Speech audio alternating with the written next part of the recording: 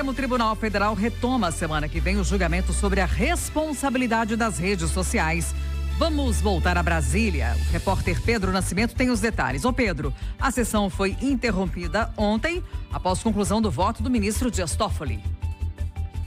Isso, exatamente, Kátia. O ministro Dias Toffoli, que já havia na última sessão começado a dar os detalhes ali a respeito do seu voto, concluiu, portanto, esse voto na sessão de ontem e, como a gente já previu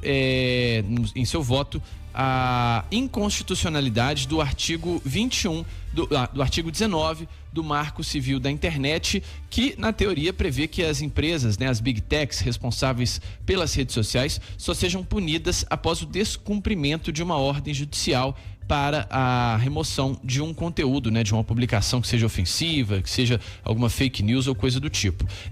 Segundo o ministro Dias Toffoli, essas empresas, por muitos anos, se beneficiaram de lacunas legais no Marco Civil da Internet e navegaram por uma zona cinzenta, sempre tirando vantagem das leis brasileiras e prejudicando justamente aquelas pessoas que eram alvos de difamação, enfim, desses conteúdos publicados na internet e que, em tese, deveriam ser removidos, mas que acabavam ficando ali por mais tempo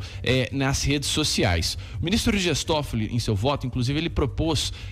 não só a extinção, a inconstitucionalidade desse artigo 19, como a ampliação de um outro artigo do Marco Civil da Internet, o artigo de número 21, que prevê a remoção de conteúdos sem a necessidade de ordem judicial em situações graves, como, por exemplo, crimes contra o Estado, terrorismo, racismo e violência contra grupos vulneráveis, isso, portanto, ampliado para outras camadas, podendo incluir, por exemplo,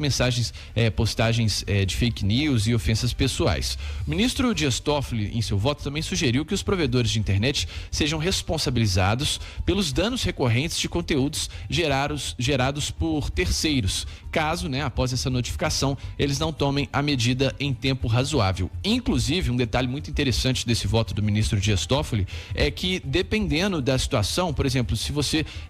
deparar em sua rede social com uma mensagem ofensiva ou com algo que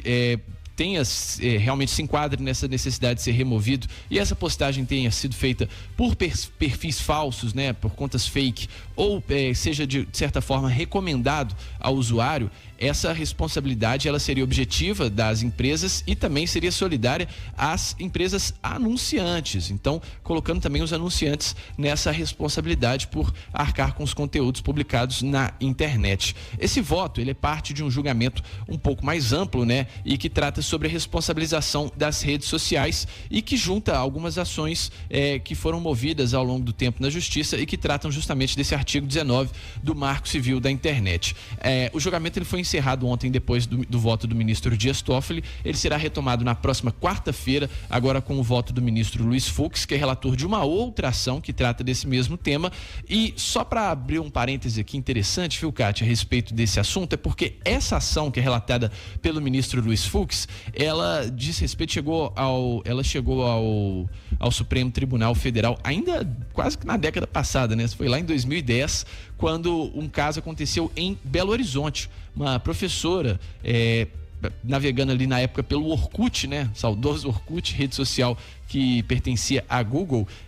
ela se deparou com uma comunidade com mensagens misóginas, um conteúdo de ódio feito por alunos contra ela. Ela entrou com essa ação, portanto, na Justiça, na época na Justiça Mineira, pedindo para que esse conteúdo fosse removido. A empresa recorreu e aí esse caso foi se arrastando. Hoje, agora, em 2024, ele está no Supremo Tribunal Federal e, dependendo do resultado desse julgamento, as leis, e a forma como as empresas lidam com a internet pode mudar aqui no Brasil, graças a esse ataque de estudantes feito em Belo Horizonte lá em 2010 e que agora está sendo julgado no Supremo Tribunal Federal.